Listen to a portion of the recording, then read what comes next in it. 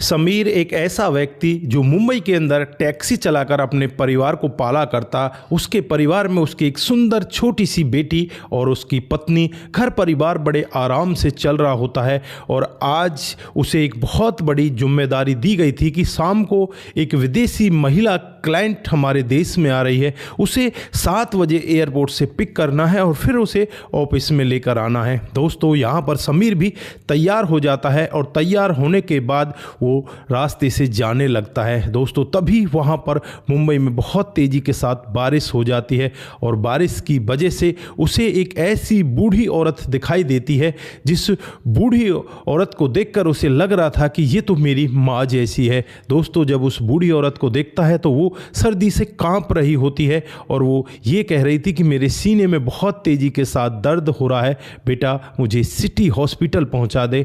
अब यहाँ पर उसके सामने 2 बातें घूम रही होती हैं। एक तो उस बूढ़ी औरत को सिटी हॉस्पिटल पहुंचाए, दूसरा 20 मिनट उसे एयरपोर्ट पहुंचने में लगने हैं और 20 ही मिनट उसके पास बचे हुए हैं। अब वो करे तो क्या करे, वो दोनों चीज़ों के बीच भंवर में फंस जाता है। दोस्तों, फिर यहाँ पर वो एक ऐसा निर्णय लेता है, उस बूढ़ी औरत को हॉस्पिटल पहुंचा देता है और वहाँ जब तक उसका कोई परिचित आए वो वहीं पर रहता है। लगभग उसे रात के 9 बज जाते हैं, यानी कि 7 बजे उसे एयरपोर्ट जाना था, लेकिन अब 9 बज चुके थे।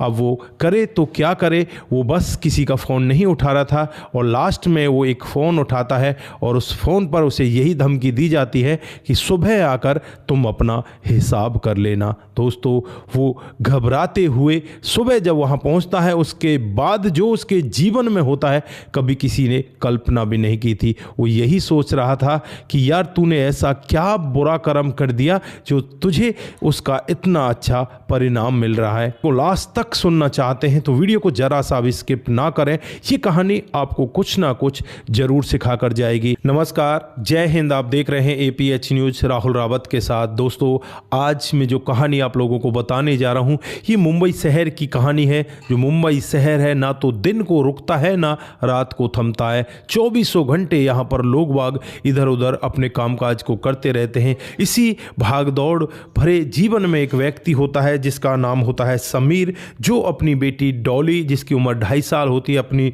पत्नी सीमा के साथ एक चौल में रहा करता है। दोस्तों, ये एक टैक्सी ड्राइवर होता है, टैक्सी को चलाया करता है और जिस लॉजिस्टिक में काम करता है उसका नाम राठौर लॉजिस्टिक होता है, जिसका मालिक अमन होता है। जो अमन होता है उसका स्वभाव अलग ही टाइप का होता है। दोस्तों, यहाँ पर जो समीर होता है बहुत ही विश्वास के साथ अपने कामकाज को किया करता, बड़ा ही ईमानदार होता है। एक दिन का वाक्य होता है जब यहाँ पर अमन का एक पर्सनल सेक्रेटरी इस समीर के पास फ़ोन करता है और इससे कहने लगता है कि समीर, आज तुम्हें जो काम मैं सौंप रहा हूँ उसे तुम्हें बखूबी से निभाना है, क्योंकि आज हमारे जो मालिक हैं उनकी स्पेशल एक क्लाइंट शाम को 7 बजे एयरपोर्ट पर आ रही है। विदेशी क्लाइंट है और उसको टाइम के अनुसार तो मैं लेकर आना है और ऑफिस में सर के साथ उसकी मीटिंग है। दोस्तों, यहाँ पर जो समीर होता है वो हाँ में सिर हिला देता है, कहता है कि साहब बिल्कुल ऐसा ही होगा। और फिर जैसे ही अगला दिन आता है, अगले दिन सुबह सुबह समीर अपने घर से निकलने लगता है। उसकी बेटी 2.5 साल की उसके सामने खुशी होते हुए कहने लगती है कि पापा मुझे डॉल चाहिए, एक मेरे लिए गुड़िया लेकर आना। तो यहाँ पर पापा उसे हाँ कहता है कि बेटा ठीक है, आज मैं तुम्हारे लिए डॉल ज़रूर लेकर आऊँगा। उसके बाद अपनी टैक्सी को लेकर दिन भर वो रोड पर घूमता रहता है। शाम को करीब 6 बजे होते हैं तब वो एयरपोर्ट के लिए निकल जाता है और जैसे ही वो एयरपोर्ट के लिए निकलता है मौसम एकदम से चेंज हो जाता है। यहाँ पर बहुत ही तेज़ी के साथ बारिश होने लगती है, आंधी आने लगती है, तूफान उठने लगता है। अब ज़्यादातर सवारियाँ साइड में खड़ी हो जाती हैं, फिर भी समीर यहाँ से आगे बढ़ने लगता है और जो मुंबई का रोड होता है उसमें पानी ही पानी हो जाता है। रोड बहुत धीरे धीरे चलने लगते हैं और ज़्यादातर रोड ब्लॉक हो जाते हैं। यहाँ पर समीर को लगता है कि यार ऐसा ना हो कहीं तू सचमुच ही लेट हो जाए, अब तू यहाँ से साइड से निकल ले, जो साइड का रास्ता है, और वहाँ से गलियों से निकलता हुआ तू जल्दी से एयरपोर्ट पहुंच जाएगा। फिर वो ऐसा ही करता है। जैसे ही गाड़ी को साइड में घुमाता है वहीं पर एक बूढ़ी औरत को देखता है। बूढ़ी औरत को देखते ही उसे उसकी माँ की याद आ जाती है। उसकी माँ बीमारी के चलते हुए इस जहां को छोड़कर गई थी और आज यहाँ पर इस बूढ़ी औरत को इस तरह से तड़पता हुआ हर गाड़ी की तरफ उसकी निगाहें डटी हुई हैं। अब यहाँ पर समीर उसकी तरफ एक बार देखता है और फिर अपने टाइम की तरफ देखता है। 20 से 22 मिनट उसके बचे होते हैं और एयरपोर्ट की दूरी भी लगभग 20 मिनट की होती है। अब वो सोच में पड़ जाता है कि यार मैं पहले एयरपोर्ट जाऊं कि इस महिला की सहायता करूं। वो बार बार यहाँ पर हाथ दे रही होती है और जैसे ही समीर यहाँ पर ब्रेक मारता है एकदम से वो बूढ़ी औरत कहने लगती है कि बेटा मुझे हॉस्पिटल पहुँचा दो, मुझे सीने में बहुत तेज़ी के साथ दर्द हो रहा है। दोस्तों अब यहाँ पर समीर एक पल के लिए वहीं पर थम जाता है और वो सोचने लगता है कि यार जो होगा देखा जाएगा, पहले इस बूढ़ी औरत की मुझे जान बचानी है। उस बूढ़ी औरत को लेकर नज़दीकी सिटी हॉस्पिटल में पहुंच जाता है और वहां जाकर उस बूढ़ी औरत को भर्ती करा दिया जाता है। समीर के पास कुछ थोड़ी बहुत जो जमा पूंजी होती है उसे वहां जमा करा देता है और उसके बाद जब तक यहाँ पर उसका बेटा या उसके घर वाले नहीं आ जाते समीर यहाँ से नहीं जा सकता था। और जब उसका बेटा आता है तो लगभग रात के 9 बज चुके थे। उसके पास कम से कम 70 से 80 कॉल आ चुकी थी कंपनी की, और जो कंपनी के सेक्रेटरी थे और सुपरवाइजर थे सब लोग इसके पास कॉल कर चुके थे, लेकिन ये किसी का फ़ोन नहीं उठा रहा था। अब ये करे तो क्या करे। यहाँ पर जो बेटा आता है वो इसके सामने हाथ जोड़ता है और कहता है कि साहब अगर आज आप नहीं होते तो मेरी माँ नहीं बच पाती। यहाँ पर ये व्यक्ति उससे बस यही कहता है कि ये तो मेरा फ़र्ज़ था, मैंने अपना फ़र्ज निभाया है। इधर जब वो लड़का डॉक्टर साहब से मिलता है तो डॉक्टर साहब भी उसे यही कहते हैं कि अगर वो व्यक्ति इन्हें टाइम पर नहीं लेकर आते तो शायद तुम्हारी माँ नहीं बच पाती। 5 मिनट का ही फेर था, अगर 5 मिनट और लेट हो जाती तो तुम्हारी माँ को बचाना असंभव हो जाता। दोस्तों अब वो मन ही मन उस व्यक्ति का धन्यवाद करता है। अब ये व्यक्ति वहाँ से बाहर निकलता है। बाहर निकलकर अपने एक सुपरवाइज़र को फ़ोन करता है। सुपरवाइज़र इसका फ़ोन उठाते ही इसको गाली गलौज करने लगता है, तुझे शर्म आनी चाहिए, तूने हमारा सारा नाम डुबा दिया है और कल तू आकर अपना हिसाब ले जाना। दोस्तों अब ये कुछ भी नहीं कह पाता, चुपचाप अपने घर चला जाता है। घर जाने के बाद जो इसकी पत्नी होती है सीमा वो इसे पूछने लगती है कि हुआ क्या है, आज आप बहुत परेशान दिखाई दे रहे हो। तो ये कहता है कि ऐसा ऐसा मामला हो गया है, कल मेरी नौकरी नहीं रहेगी। सीमा बहुत ही समझदार होती है, वो कहती है कोई बात नहीं, एक नौकरी जाएगी तो दूसरी परमात्मा हमको जरूर देगा। दोस्तों उसके बाद अगले दिन ये व्यक्ति सीधे उसी राठौर लॉजिस्टिक के सामने जो अमन का केबिन होता है वहाँ पहुँच जाता है। और अमन के केबिन में जैसे ही पहुँचता है तो अमन यहाँ पर उससे कहने लगता है कि तुम्हें शर्म नहीं आती, तुमने ऐसा काम किया है। अब मेरे क्लाइंट से मेरी मीटिंग नहीं हो पाई, वो क्लाइंट कहीं दूसरी जगह चला गया, मेरी करोड़ों की डील आज ठप हो चुकी है। तो यहाँ पर वो कहने लगता है कि साहब एक बूढ़ी औरत मुझे रास्ते में मिल गई थी, इस वजह से मैं उसे हॉस्पिटल छोड़ने के लिए चला गया था। तो यहाँ पर जो अमन होते हैं वो कहने लगते हैं कि तुम्हारे जैसे बहानेबाज ऐसे ही बहाने बनाते हैं, तुम सिर्फ बहाने बना सकते हो, कोई अपना काम नहीं कर सकते, और मुझे तुम्हारे जैसे की जान की कोई कीमत नहीं है। अगर मेरा एक क्लाइंट छूटता है उसकी बदौलत में तुम्हारी 100 भी जाने जाती हैं तो मुझे उस सब से कोई मतलब नहीं है। दोस्तों यहाँ पर वो बहुत ज़्यादा घमंड में होता है और ये करे तो क्या करे, ये लड़का कुछ भी नहीं कर पाता। और समीर वहाँ से फिर निराश होकर अपना जो इसका हिसाब होता है उस हिसाब को लेकर वहाँ से वापस अपने घर आ जाता है। दोस्तों अब यहाँ पर घर तो आ जाता है, लेकिन 2-3 दिन के बाद ही इसकी भूखे मरने की नौबत आ जाती है, क्योंकि ये तो रोज़ खाने और रोज़ कमाने वाले होते हैं, रोज़ कमा कर लाएंगे तो ही कुछ खाएंगे, लेकिन अब इनके पास कुछ भी नहीं था। दोस्तों ये भगवान को याद करने लगता है और सोचने लगता है कि भगवान मैंने एक भलाई तो की थी, लेकिन भलाई के बाद मेरे साथ में क्या हुआ, मेरी नौकरी भी चली गई। अब यहाँ पर ये मन ही मन भगवान को याद भी करता है। थोड़ी देर बाद इसके पास उसी व्यक्ति का फ़ोन आता है जिसकी माँ को इसने बचाया था। वो व्यक्ति कहने लगता है कि भाई साहब मेरी माँ बिल्कुल ठीक है और वो घर आ चुकी है, मैं आपसे मिलना चाहता हूँ। दोस्तों यहाँ पर समीर कहता है ठीक है भाई आ जाइए, आप मुझसे मिल लीजिए। वो इनके घर आता है और अपने साथ 45,000 रुपये लेकर आता है जो उसने जोड़ रखे थे। क्योंकि यहाँ पर उसे भी पता चलता है कि उस व्यक्ति की नौकरी जा चुकी है और वो यहाँ आकर उसे यही कहता है कि भाई ये लो, मेरे पास ये इतने पैसे हैं, इनसे आप अपना कोई काम धंधा शुरू कर दो, मुझे पता है कि आपकी नौकरी छूट चुकी है। दोस्तों, यहाँ पर उस व्यक्ति से वो पैसे लेने से मना कर देता है, लेकिन यहाँ पर जो सामने वाला व्यक्ति होता है वो कहता है कि माँ ने ही कहा है कि उस बेटे का भी काम चलना चाहिए, उस बेटे को तुम जाकर उसके काम को स्टार्ट करवाओ, मुझे पता चला है कि उसकी नौकरी छूट चुकी है।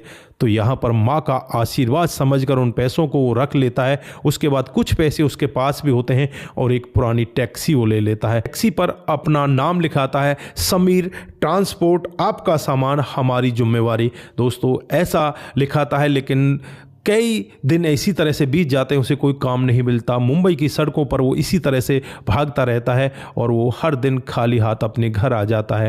दोस्तों, फिर वो सोच में बैठ जाता है कि यार पता नहीं भगवान मेरी कैसी प्रतीक्षा ले रहे हैं, मेरे साथ में ऐसा क्यों हो रहा है। और फिर वो अगले दिन जैसे ही जाता है तो उसे काम मिल जाता है और फिर ऐसा काम मिलता है, एक बहुत बड़ी लॉजिस्टिक कंपनी का उसे काम मिल जाता है। उसका सामान यहाँ से लेकर दूसरी जगह पहुँचाना, दूसरी से तीसरी जगह पहुँचाना, पूरे दिन भर उसकी जो टैक्सी होती है वो बिजी रहती है। दोस्तों, इसी तरह से धीरे धीरे करके उसका विश्वास जमने लगता है। अब तो एक टैक्सी से दूसरी टैक्सी, दूसरी टैक्सी से तीसरी टैक्सी और तीसरी टैक्सी से उसकी पता नहीं 100 से भी कितनी ज़्यादा टैक्सियां हो जाती हैं, बहुत सारे ट्रक उसके पास हो जाते हैं। अब तो उसका नाम पूरे मुंबई शहर में घूमने लगता है। समीर लॉजिस्टिक का नाम अब बहुत बड़ा हो जाता है। दोस्तों, यहाँ पर जो उसकी बेटी होती है वो भी लंदन पढ़ाई करने के लिए जाती है और वहाँ पर मैनेजमेंट की पढ़ाई करके वापस जब इंडिया आती है तो यहाँ आकर अपने पिता के साथ अपने कामकाज में लग जाती है। दोस्तों, यहाँ पर अब जो पिता होता है उसका व्यवहार बिल्कुल भी चेंज नहीं था। व्यवहार वही था कि रोड पर अगर कोई व्यक्ति या कोई महिला आपको मिले तो सबसे पहले आपकी प्रायोरिटी है। कंपनी वालों को भी यही सिखाया जाता है कि सबसे पहले आपको राहगीर की उसकी मदद करनी है जो परेशानी में हो। दोस्तों, यहाँ पर ये समीर यही सोचता था कि अगर वो बूढ़ी औरत को मैं ना बचाता तो शायद आज मेरे दिन ऐसे नहीं बदलते। समीर अपने बीते हुए दिन को कभी भी नहीं भुलाना चाहता, वो उसे हमेशा याद करके रहता और इसी तरह से अपने कामकाज को आगे बढ़ाने लगता है। दोस्तों, इधर जो व्यक्ति होता है उस ट्रांसपोर्ट का मालिक राठौर, उसकी तबीयत बहुत ही ज़्यादा खराब रहने लगती है। उसका जो कामकाज है वो भी ठप हो गया था, जो उसका बिजनेस था वो बिल्कुल घाटे में चला जाता है। उसका बेटा होता है, वो बेटा यहाँ पर शराबी होता है, कबाबी होता है, नवाबी होता है, सब तरह के उसमें ऐब होते हैं। वो यहाँ पर इस तरह से उसके पैसों को बर्बाद कर देता है। अब यहाँ पर हालत ऐसी आ जाती है, जो उसका एक पैतृक बंगला होता है वो बंगला भी अब यहाँ पर बिकने की कगार पर आ जाता है, क्योंकि कर्जे वाले अब यहाँ पर उसके घर पर रोज रोज दस्तक देने लगते हैं और उससे यही कहते हैं कि जल्दी से हमारा कर्जा वापस कर दो, नहीं तो तुम्हारे बंगले को नीलाम करवा दिया जाएगा। दोस्तों, यहाँ पर जो अमन होता है वो एएल ग्रुप के बारे में कुछ सुनता है कि एएल ग्रुप बहुत बड़ा है, बहुत अच्छे से वो लोगों की सहायता करता है। फिर यहाँ पर वो एएल ग्रुप के जो मैनेजमेंट के अधिकारी होते हैं उनको पत्र लिखता है, यानी कि उसके मालिक को पत्र लिखता है और पत्र लिखने के बाद उसके पास जवाब आता है कि उसका मालिक तुमसे खुद मिलना चाहता है। और फिर एक दिन का वाकया होता है, एक बहुत बड़ी गाड़ी इनके बंगले के सामने आकर रुकती है। उस गाड़ी में से एक नौजवान लड़की हट्टी खट्टी, उसके साथ एक सिक्योरिटी गार्ड और ड्राइवर, उसके पीछे एक बूढ़ा आदमी वहां पर आ रहा होता है। दोस्तों, जब उस आदमी को ये देखते हैं तो देखते ही पहचान जाते हैं कि यार ये तो समीर है और उसे देखते ही माफ़ी मांगने लगते हैं और कहने लगते हैं कि शायद आज ये हमसे बदला लेने के लिए यहाँ पर आए। लेकिन समीर यहाँ पर उससे बदला लेने के लिए नहीं आया था और जब समीर की बातों को सुनते हैं तो बस सुनकर दंग रह जाते हैं। समीर कहता है कि ये मेरी बेटी है, विदेश पढ़कर आई है और हम आपके घर को खरीदने के लिए नहीं आए हैं, बस हम तो आपको यहाँ पर सहायता करने के लिए आए। हम चाहते हैं कि आपका ये घर हम हेड ऑफिस के लिए किराए पर ले लें और यहाँ पर इस हेड ऑफिस की देखरेख आप ही करें। आपकी दिशा निर्देश के आधार से ही हमारा कामकाज आगे बढ़े, हम तो यही चाहते हैं। दोस्तों, अब ये व्यक्ति अमन और भी ज़्यादा टूट जाता है। उसे वो पल याद आने लगता है जब उसने कहा था तुम्हारी जान से ज़्यादा कीमत मेरे उस क्लाइंट की 1 मिनट की है। दोस्तों अब ये सोच में पड़ जाता है कि तूने यार बहुत गलत काम किया। यहाँ पर वो समीर से माफ़ी मांगने लगता है, कहता है कि मुझे माफ़ कर दो, मुझसे बहुत बड़ी गलती हुई है। दोस्तों यहाँ पर समीर उसे उठाता है, उठाकर उसे गले लगाता है और कहता है कि अगर आपको गलती का एहसास हो गया तो यही बहुत बड़ी बात है, और अगर उस दिन आप मुझे इस कंपनी से नहीं निकालते तो शायद मैं यहाँ पर नहीं पहुँचता। तो यहाँ पर आगे बढ़ाने के लिए मुझे आपका भी कहीं ना कहीं बहुत बड़ा हाथ, इसलिए मैं भी आपकी यहाँ पर मदद करने के लिए आया हूँ। दोस्तों यहाँ पर राठौर साहब एकदम से टूट जाते हैं और समीर के लिए अपने मन ही मन सोचने लगते हैं कि यार ये कितना भला आदमी है, मैंने तो इसके साथ में इतना बुरा किया था लेकिन इसने फिर भी मेरे साथ में इतना अच्छा किया है। तो दोस्तों यहाँ पर उस दिन के बाद से ये कंपनी दिन दूनी रात चौगुनी तरक्की करने लगती है।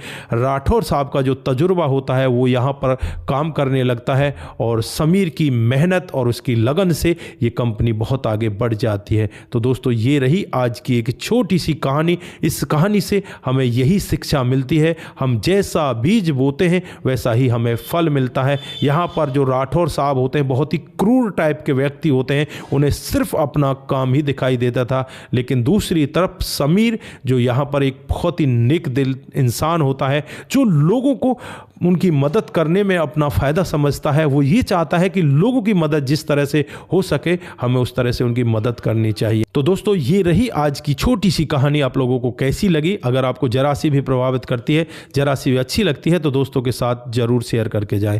दोस्तों आप सभी का दिन शुभ रहे। नमस्कार, जय हिंद,